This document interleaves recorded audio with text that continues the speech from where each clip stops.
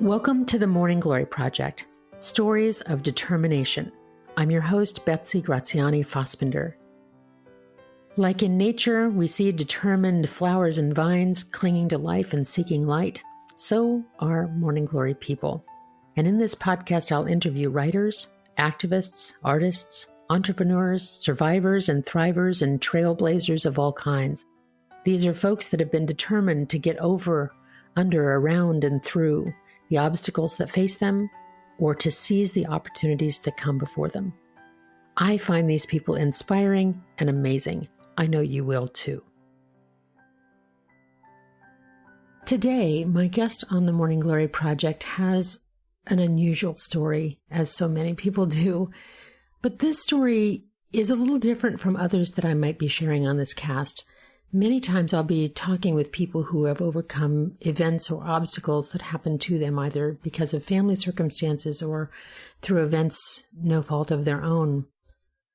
But today my guest tells a story of what she had to overcome because of tragic decisions that she made and for which she takes full responsibility. That's what really makes her a Morning Glory. For the first 48 years of her life, Toby Dorr buried anything that wasn't pretty. Grief, heartache, and tragedy created a never-met need to be needed, and that whole mess stayed hidden behind a mind-numbing whirlwind of activity. Then, the unthinkable. In 2006, Toby, previously a Midwestern housewife and a law-abiding citizen, helped one of the dog handlers in her prison dog program to escape. Together, they went on the run until being captured 2 weeks later in a high-speed car chase and crash. Toby was sentenced to 27 months in prison. Inside, in those ashes of ruin, she discovered the truth about who she was. Toby learned how far a person could fall and still get up. She lost her marriage, her children, life savings, friends, job, and standing in the community. But she gained much in this desperate time. Toby discovered a path to redemption and freedom in the strangest place, behind bars. Stripped bare without the bindings of family and the weight of expectations to society, Toby finally had the safety and freedom to uncover the brokenness in her life that led up to the escape. She experienced the painful healing on the road to rebuilding a life from scratch at age 51. It took her a decade to walk through this healing journey, and Toby now shares the unvarnished truth, known then as the Dog Lady of Lansing Prison. This is her story, Unleashed. Toby Dorr, thank you so much for being part of the Morning Glory Project. I'm so glad you could join me today. Thank you, Betsy. I'm excited to be here. And morning glories are one of my favorite flowers, so I love that you picked morning glory as your theme. Me too. I picked them not just because they're pretty, though they certainly are, but because they are the most determined of vines. They're definitely hardy. They take over wherever you put them. You are a Morning Glory. That's why I'm talking with you today. So for those unfamiliar with you and your story, although my guess is that after they hear a bit of it, many people will recall, oh yeah, I remember that in the news a while back, which is kind of what happened to me. I came to meet you through the side door. I hired you to help me with some marketing materials for some speaking and writing that I do. And you were helping me do that. And as we started chatting and getting to know each other in that process, I learned of your story. And I thought, oh my gosh, you're not here to just help me promote the Morning Glory Project. You're here to be on it. So tell me, if you will, or tell my listeners, if you will, a little bit about your life, say pre-2004. What was going on in your world and what was your kind of beginning story? Well, I was just your typical American, hardworking mother who tried to do it all. I had a corporate job. I had 2 children. I had a busy, busy life. My kids were involved in things. And anytime someone asked me to volunteer for anything, I always said yes. I didn't know how to say no. So I was just scrambling and going through life like millions of other women out there. Would you, looking back, kind of describe yourself as a nice girl? Absolutely. You know, I never had a speeding ticket. I was even so obsessed with doing the right thing that when I stopped at a stop sign, I counted 3 seconds before I would turn right on a red. So I was just fanatically perfect. And chances are that's how you appeared to the world as well. And then in 2004, I think if I've got my timeline right, you became an empty nester. Yes. Your marriage was, how do you want to describe your first marriage? Well, it was just empty, I guess would be the best way to describe it. My husband and I didn't have anything in common except for our sons. And I didn't realize that the whole time, for our marriage. And then when our sons had left home and I realized I was sitting in the living room with a person I didn't even know. And I didn't even know how to have a conversation with because we had grown so far apart that the only thing connecting us were our sons and their activities. And that circumstance sounds, what I like to say, pathologically normal. Yes, it's something it that is. lots of people experience, people that maybe have invested all of their love and energy and communication about the kids, and then they're empty nesters and they look at each other and say, who are you? I don't even know if I want to be with you. It's a sad thing when it happens, but it's not tragic or abnormal in lots of ways. So you began, I think it is in 2004, you began a program. So tell us a bit about the program that you began. Okay. So in 2004, I was diagnosed with thyroid cancer. And that just brought my fast paced, do everything life to a screeching halt for about a 2-month period when I had to have surgery and then recover. And I had no energy. I couldn't do anything. So I just sat in the recliner in our living room and thought about what do I want to do with my life? Because when I was diagnosed with cancer, I kind of had a wake up call and I thought, I haven't done one single thing to make this world a better place. And I could have died. I had cancer and I need to do something significant. I need to make a difference before I leave, or else my whole time here has just been wasted. So I started thinking about what I could do to make a difference. And I had watched a program on Animal Planet called Cell Dogs. And I just became obsessed with that program. And I told my husband, that's what I want to do. I want to start a dog rescue program inside of the prison and be able to rescue all these dogs. And my husband said, that's just a TV show, Toby. They don't do that in person. So I decided, well, I could at least start the dog rescue program. There's so many homeless dogs out there. And I was working part-time at a vet clinic in a small town, and the city brought their stray dogs to the vet clinic. So I thought, well, I could start with these handful of dogs and take them home with me and, train them a little bit and try to find them a home, take them to some adoption events. And so I started Safe Harbor. And a week after I started Safe Harbor, someone came into the vet clinic and said, from the prison, and said, we've heard that you started Safe Harbor prison dog program. Are you interested in starting a prison dog program? So I said, of course. And that was a Monday when they came in and asked me, did I want to start a prison dog program?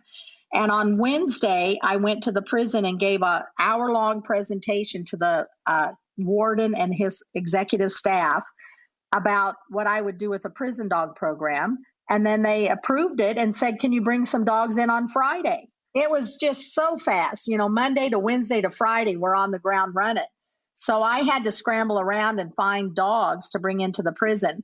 And I brought 7 dogs to the prison on Friday the 13th in August of 2004. And that's when the Safe Harbor prison dog was born. Well, and the prison dog program is about bringing stray dogs to prisoners, letting them be part of their training and rehabilitation, right? So it's good That's for correct. the dogs, it's good for the prisoners, it helps them feel useful, gives them some skills, and helps them develop patience and tenderness and those kinds of things. Is that the point of the prison dog program? Yes, absolutely. And I knew I could make a difference in the lives of those dogs when I took them into the prison. But I wasn't at all prepared for the difference it made in the lives of the inmates. And it was astounding. So you can imagine being locked up and everything you do is regimented and ruled and structured, and you don't have the freedom to make a single decision for yourself. And you aren't allowed to touch anyone. So when you have a visitor, and many of these men didn't have visitors, but if you do have a visit, it's once a week and you get to have a quick hug at the beginning of the visit, and that's it.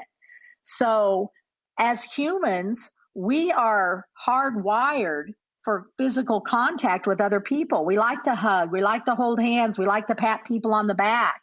And when you're locked up in prison, you don't do any of those things. So it creates this tremendous void in these inmates that are just desperate to be human again. And when you bring a dog into the prison, now all of a sudden, these inmates can hug something, 24 hours a day if they want.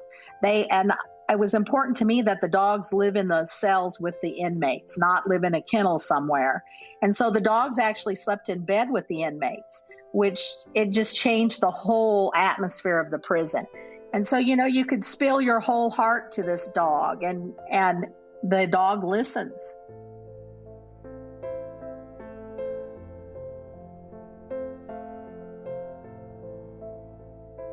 So to this point, your story is so inspiring and so exciting and so touching.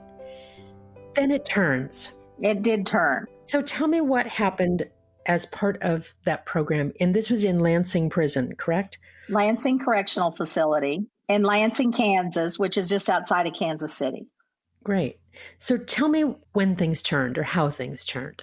Well, there were a couple of things that happened that caused the turn. So first of all, I had unlimited access to the prison, which no volunteer has ever had or should ever have, which meant I could go into the prison anytime, day or night, and I could go anywhere I wanted in that prison. And so I would go into the dog handlers' cells with them and their dogs, with no officer, no one else with me.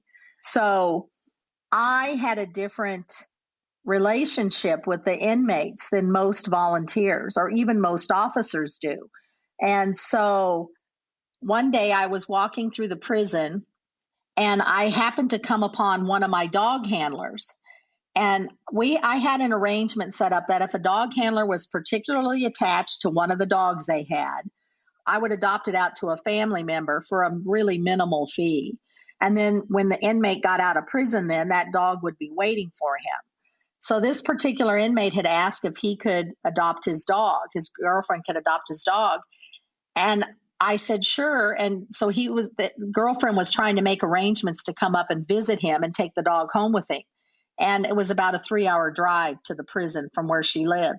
And it had been about 6 weeks and she hadn't come to pick the dog up yet. So when I passed this dog handler in the yard, I stopped him and said, hey, can you try to push your girlfriend to get up here and pick up your dog? Because I have other dogs I need to bring into the prison. I need to clear up this spot.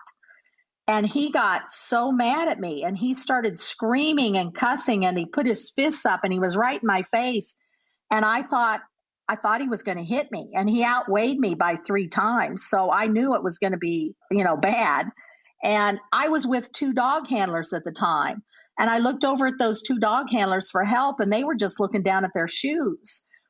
And I realized later that, there's a hierarchy in prison, and there's some people who have more authority and run things. And the dog handler who was, accosting me was one of those. And these other 2 dog handlers didn't want to stand up to him. So when I got through that situation, I looked up and I didn't know how I was going to get out of it because there were no officers around. There wasn't anybody I could see for help. And then I saw John Maynard walking across the yard, who was one of my dog handlers. And he kind of sauntered up and he cooled the situation out and told the handler who was yelling at me to go back to his cell. And then he walked me out to the gate. And when I got in the parking lot, I called my contact at the warden's office and I just broke down and I was sobbing. And I said, I am done going in the prison. I will never go in there again. I'll run the prison dog program, but I'm not going to go inside the prison anymore. And my contact at the warden's office just kind of soothed my feathers and said, we'll figure something out. And then that was a Saturday. And by Monday, he called me and said, okay, I've worked out. Anytime you come in the prison from now on, you just page John Maynard to the gate and he'll walk you around and nobody's going to mess with John Maynard, which is kind of true. So this prisoner, John Maynard, got elevated essentially to being your kind of personal companion / protector / escort. Yes, that's true. And then what ensued? So then every time I'd come in the prison, I would page John Maynard and he would walk me around the prison. Well, that meant that I was spending 5 to 8 hours a day with John Maynard. And we were just walking around. I was checking on other dogs and doing dog training and doing my administration stuff. And so that was a lot of time for somebody to talk to you and for you to develop, kind of a relationship with that person. And at that same time, my dad was diagnosed with stage 4 colon cancer and he was dying. And we knew that there was no cure. And I was just emotionally distraught and stressed over that. I couldn't imagine the thought of losing my dad. And so one day I was in the prison and John Maynard said, "Well, Toby, you seem awful tired today. What's going on?" And I said, "Well, my dad had to be rushed to the hospital for emergency surgery last night, and I was at the hospital all night. And he had to have his bladder and his colon removed, and it's pretty serious." And then John Maynard said to me, "Well, at least your husband was there to help you." And I said, "Oh, no, he wasn't there." He said, "What do you mean he wasn't there?" And I said, "Well, he said, there's no sense in both of us not getting any sleep. So you go on to the hospital and I'm just going to stay here and sleep," which is kind of what my husband said about many things in our lives. And I never thought of it as being odd or out of character for a husband to, feel that way until I said it to John Maynard. And then I thought, well, that's kind of a crappy thing to do to somebody, really. And then John Maynard said, "Well, why would you even stay married to him if that's the way he treats you?" And I stopped for a minute and I didn't have an answer. And I couldn't give him an answer. And so I left the prison with that question. It's something you can't unhear once you've heard it. And it stunned me that I didn't have an answer for that question. I mean, why was I married? So, Toby, it strikes me as ironic that here is a fellow in prison, and John Maynard was in prison not for petty theft or something like that. He was there for murder, correct? That's correct. Most of my dog handlers were there for murder. So here is somebody, a convicted murderer, who's sort of pointing out the inadequacy of your marriage. Only it's true. He isn't making something up, but you're in this very vulnerable spot. You've recovered from your own cancer. Your father is dying. Your marriage is troubled. You're getting awareness of that. And in steps John Maynard. Yes. Who points out the inadequacy of your marriage, and then your relationship changes with him. Tell me about that. Well, then my relationship did change with him because now we started having a lot more in-depth, deep conversations about my life and his life. And he started telling me about, how his family had abandoned him and he hadn't had a visitor in 8 years and he never got any mail. And so I started feeling more drawn to him. And I looked forward to coming to the prison just to be able to have these conversations with him, because never in my life had I had deep, meaningful conversations with anybody. My whole life, I realized, was just kind of this superficial, happy, put on a face and make the world think everything's wonderful kind of a life. So tell me about the next turn in the conversation. When did things turn so that it would lead up to what occurred on February 12th, 2006? So John said to me one day, if I were to get paroled tomorrow, if I was out of prison for some reason, would you be with me? And I said, well, I might. By that time I thought, this is someone I would like to spend more time with. I like these conversations. I like this connection that we have. Did he mean romantically? Yes, he did. I felt like that's what he was asking me. And so I said, well, I might, because I might have considered it.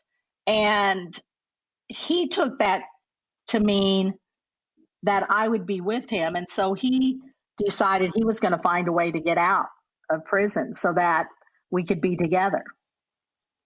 And so he started working on a plan in his mind, ideas. running through different ideas of how he could get out. And he continued talking to me, and I didn't know that he was planning in his head until he had a plan worked out. And then he came to me one day and he said, well, I could ship myself out. I could put myself in a box and ship myself out in a UPS truck. And I said, that's pretty stupid, because where would you go? And how long could you stay in a box? And how do you know, who's going to pick up the box? And that just seems like a dumb idea. And so, he'd come back with another idea, and I'd say, well, that idea could work, but you've got this, this, and this, so that idea is not going to work either. And then one day he said, Toby, I think I've fallen in love with you. And he said, I've never been in love with anyone in my life, but I can't believe how I feel. I can't eat. I can't sleep, And then I was like, oh my gosh, somebody's in love with me. And it just, it just lit me up. I just felt so like what I'd been looking for my whole life. Here I'd found it. It sounds like sort of water on parched earth. Yes, I say that a lot. It's like pouring water on a dying plant. And that plant just grabs out water and blooms, and then I just kind of threw caution to the wind, and I would think of reasons to have to come to the prison so I could walk around and talk to John. And this whole thing happened like in a 6-week period. It happened very fast. And then one day he said to me, well, I think I could fit myself into this box, and I could just hide in your van when you come to do a dog adoption. And I said, well, that's the idea you've come up with. That could probably work. And so we started talking about it. And for, until the day of the escape, I thought this was just kind of like a game we were playing. And, I didn't believe it would work. I didn't believe we would do it. And then all of a sudden we were doing it, and I had helped him plan it. And there we were on the run.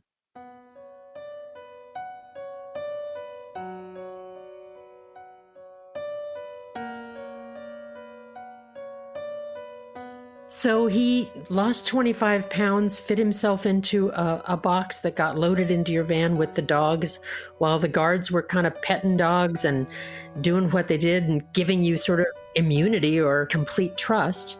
So here's what happened. It was brilliant. About a week before the escape, one of the unit team leaders came to me and said, I had one wire dog crate in the prison that I brought in. It was a great big wire crate because we had a pregnant dog that was having puppies. And I thought it would be a place we could keep the puppies if we needed to confine them. Every other crate in the prison, I didn't have a lot of crates in the prison because the dogs stayed loose with their handlers, but I had a few crates. All the rest of them were plastic. But this unit team leader came up to me and said, I'd like you to get that big wire crate out of the prison because somebody could cut pieces off of it and use those pieces of wire to stab someone. And I thought, well, that's true. That isn't very safe to have up here. So then John was with me when the unit team asked me that. And he said, well, how about if I just bring that crate down to one of those dog adoption events that Toby does when she's picking up dogs. And that way she doesn't have to carry this big crate throughout the prison to get it out to her van. And the team leader said, oh, that'll work. That'll be a good idea. So then John, he put a box into this wire dog crate, and he managed to pretzel himself into this box. And then he told some of his cellmates that he had to go to work, but I was coming to this dog adoption and I needed to take this dog equipment out with me. So if he had it all loaded and up on the farm wagon, could they wheel it down to the dog adoption gate and put it in the van for him? So that's what they did. And he did, and you drove off. That's right. And for the next, as I understand it, for the next 12 days, you two drove off, you rented a cabin and hung out there together for 12 days. Yes, that's right. We leased the cabin for a month, and it was on a little lake in Tennessee, kind of a secluded, remote area. And that's where we went. And so under different circumstances, this would be a romantic retreat in and of itself. Yes, it would. Yes, it would. And what was your experience of that 12 days with him? Well, It's kind of funny because now where I am today, I look back and I can't imagine the pressure he must have been under, because he had to have known they were going to come looking for him and he was going to get caught at some point. But he let me believe that, they weren't going to find us and we were going to be fine and we were just going to go off and start a new life. But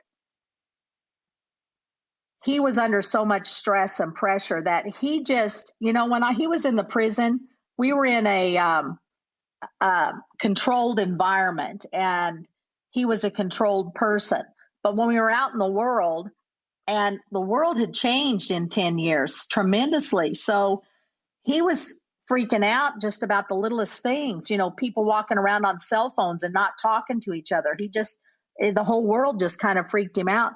And so he had this high moods and these really low moods where he would get angry and he'd be so under pressure that he would just snap.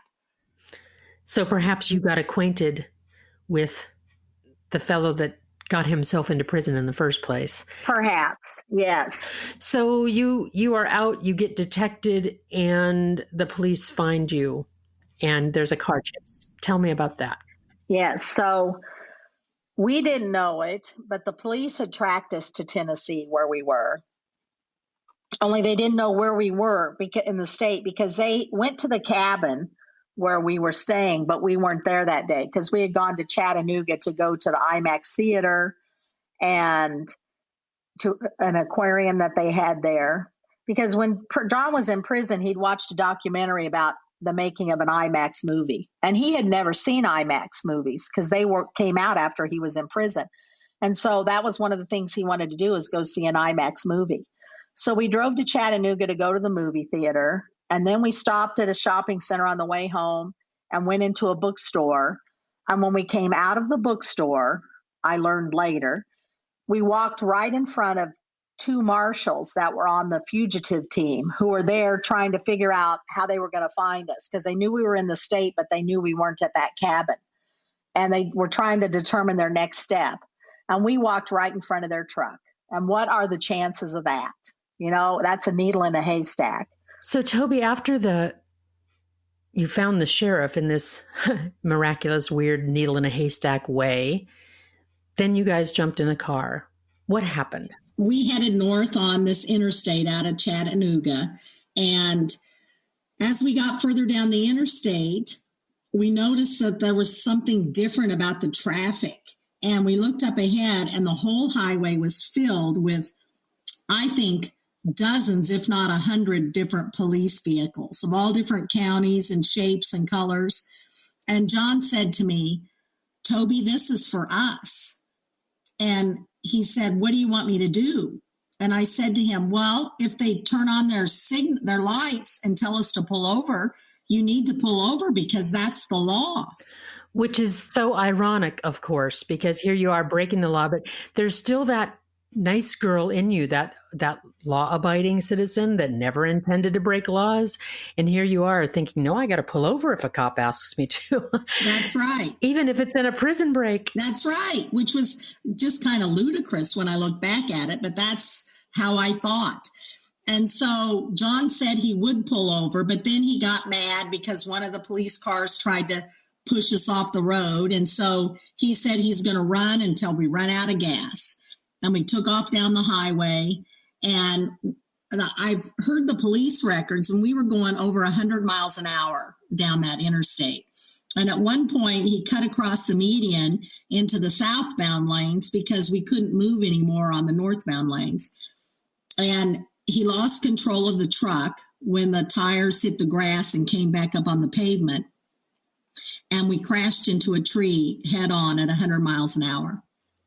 Oh, my. Mm-hmm. It was stunning. And what were your thoughts in those seconds?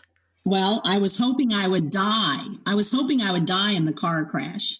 And in fact, I was praying that I would die in the car crash because I didn't want to have to deal with all this stuff that now I knew I was going to have to deal with.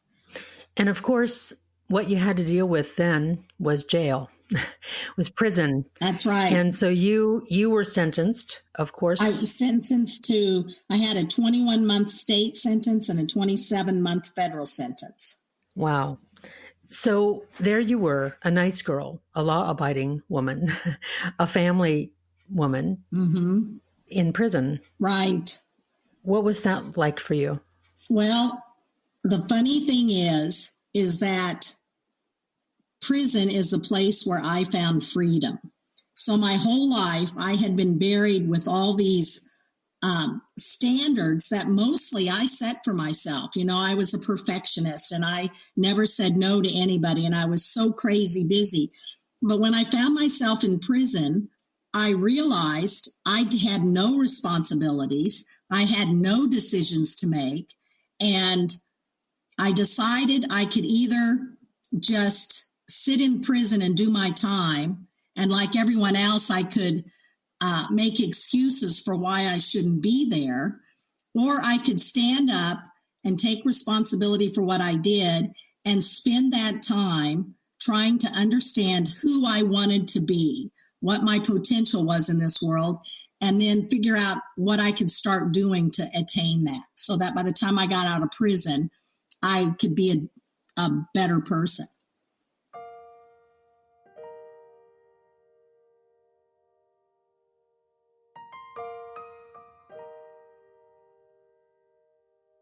I was struck by a quote that I read that you gave in an interview, and it said, "I think that people want to believe that there was something so broken, so wrong, so unusual about me that I could do something like this, because I think that deep down they sensed it wasn't that far of a line to cross over, and they never wanted to consider that they maybe could do something like that.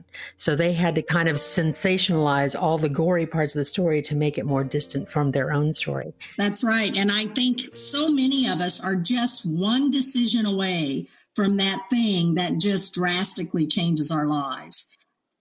Yeah. And Toby, that's where I want to linger a little bit, because clearly, you know, some of the interviews that I'm doing in this podcast are about things that happen to people, you know, that are completely outside of their control.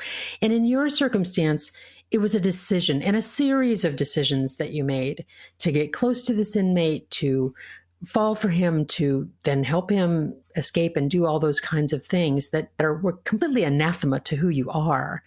And yet you did. And so here you are dealing with the consequences of your own series of choices. And I'm wondering what you came out of there with in terms of what you wanted to, how did you pull out? I know that in prison and even in that car, as you just described, you were suicidal. They had to put you on suicide watch any number of times. And I'm wondering what turned it for you? What made it to where it said, no, it's not about me dying now. It's about me living and how I want to live. What turned for you? Well, the thing that really turned for me is that I could finally let go of this crushing need that I had for everybody to like me and think well of me, because now I had thrown all that out the window, and I realized it didn't matter now what people thought of me, because the people who wanted to think the worst of me were people that I could just let go of. They didn't need to be in my life, and I didn't need to interact with them. The people that reached out to me and empathized with me and wanted to know how they could help me and wanted to know what I needed, then those are the people that I could focus on. And so I kind of was freed of a lot of these burdens of perfectionism, and I was able to just realize that I needed to do what was important to me and what was important to my getting healthy again. And of course, this was not without cost. You spent, was it how many months in prison? 27.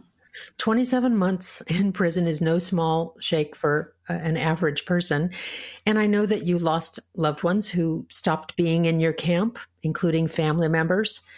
That's a huge, huge cost.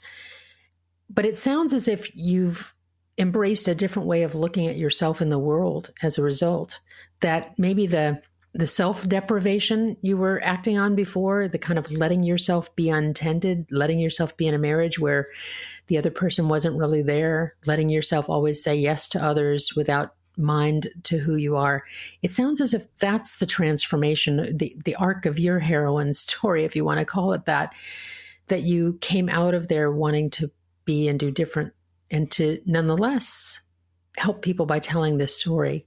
Yes, that's right. And so, my whole objective, and I realized when I was in prison that if I could get through this and I could rebuild my life, then I could tell my story to other women who have done something that they felt shattered their own lives and felt hopeless, that it was impossible to rebuild. Because honestly, if I could rebuild my life from this crushing disaster that I turned it into, anybody out there can rebuild their lives too. And sadly, I think that yours is a story of lots of women who felt their needs were unmet, and either whether it was men or other things, they let themselves be led into poor decisions, like you said, because of this crushing need to be liked, to be loved, yes, to be connected to somebody else. So it's probably not anywhere close to a unique story, as preposterous as it sounds. And Betsy, I got dozens of letters while I was in prison from women I didn't know. Now, to get a letter in prison from someone you don't know, they have to go out of their way to find out how to write to you and where you are. But I got these letters when I was in prison from so many women, and every one of them said, "Oh my God, that could have been me. I know exactly how you felt." And so it made me feel I wasn't alone, and that there's this whole group of women out there who feel just as invisible as I felt. And those are the women that I want to reach out to and build a community and try to lift them up. Well, so tell me about your life now. It's about the rebuilding and the redemption. And I believe everybody out there is entitled to a redemption. You don't have to be the worst mistake you ever made. You can rise above that. And after I got arrested that night in Tennessee, this U.S. Marshal went out of his way to come back to where I was in this parking lot and get out of his car and walk over to me and say, "Toby, you made a mistake and you're going to go through some tough times, but you need to not let this action be who you are. You need to rise above it and become the person that you're capable of being." And I took those words to heart, and I held on to them the whole time I was in prison and for all the decades since I've been out of prison and have been rebuilding. And I don't think that's too much to ask, that every one of us is entitled to the opportunity to rebuild our lives and move on past our mistakes. You don't have to be the worst mistake you've ever made. Wow, those are some words that we can live with, right?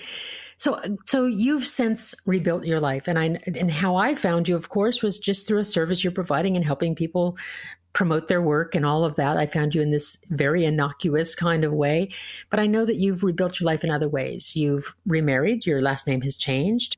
So tell me a little bit about your living now, and then we'll wind things up. Okay. So shortly after I got out of prison, I took a job in Boston because I felt like I needed to get away from the city where everybody knew my name, to be cliche. But in Boston, I met someone who, was a real person and was interested in what I went through and was interested in having these deep conversations with me. And he ended up moving back to Kansas City with me, and we were friends, and we shared a house. Not romantic in any way, for a year. And then we decided to get married, and it's been the best decision I've ever made. I mean, Chris and I have these deep, soulful conversations, and I think both of us lift each other up and make each other a better person. Well, there's a happy ending story, isn't it? Or perhaps this isn't the happy ending, it's the happy middle. It sounds like there's lots more of this story to be written. I think so. I think there's a lot more to be written, that's for sure. But it hasn't been easy. Now, just because you have a happy ending or a happy middle doesn't mean it's all been, a road paved with gold. I got out of prison, and of course, I cashed in my 401k to fund this prison escape. So I got out of prison with nothing to my name and had to rebuild my life, in my 50s, which is not an easy thing to do. So I didn't catch that part of the story earlier, that in order to fund this little escapade that you had with this prisoner. You, in addition to paying for it with your freedom, you paid for it with your future and finances. That's right. I did. And so I'm rebuilding everything. And we've had some pretty tough years, times when I wasn't sure we could pay the electric bill or even put food on the table. But I went back to school and I got 2 master's degrees since I've left prison. And I started my own business and I built websites and did graphic design work and managed to pull myself up by my bootstraps. And that's the real story. Well, congratulations. And Toby, thank you so much for sharing this story. Back to that metaphor of the morning glories, your morning glory vine, your blossom, you chopped off yourself, but golly, then you watered it and nurtured it and it's growing back. And I'm so thrilled to get to know you and thrilled to share these stories with others. I wish you every happiness and every joy as you continue to rebuild and redeem yourself and redeem the choices that you've made. Big blessings to you. And thank you for sharing your story. Thank you. I'm happy to do it. Toby Dorr's story is fascinating and intriguing and sensational. But I think that the real lessons, the extra blooms from this story, come from the ordinary part of it. This was a woman who took care of everybody else and didn't take care of herself. She didn't feel noticed, didn't feel heard, didn't feel that other people were connected to her. And so this made her vulnerable to the attentions of the first person that came along that gave her those things. In her case, an inmate. I wonder how many of us leave ourselves open to such vulnerability because of self-neglect, because we're not taking care of our lives, because we're not directing our lives, but letting it be directed by the needs of others. I was also really touched when Toby said, "You don't have to be the worst mistake you've ever made." Gosh, that's an extra bloom if ever I heard one. I'll take that one for today. Thanks for listening to the Morning Glory Project. If you've enjoyed this episode, I hope that you'll subscribe to hear the others that are coming along, and that you'll go on to wherever you get your podcast and give us a positive review. That'll certainly help others to find us. Thanks for listening to the Morning Glory Project. I'm Betsy Graziani-Fossbender, and I'll talk to you next time.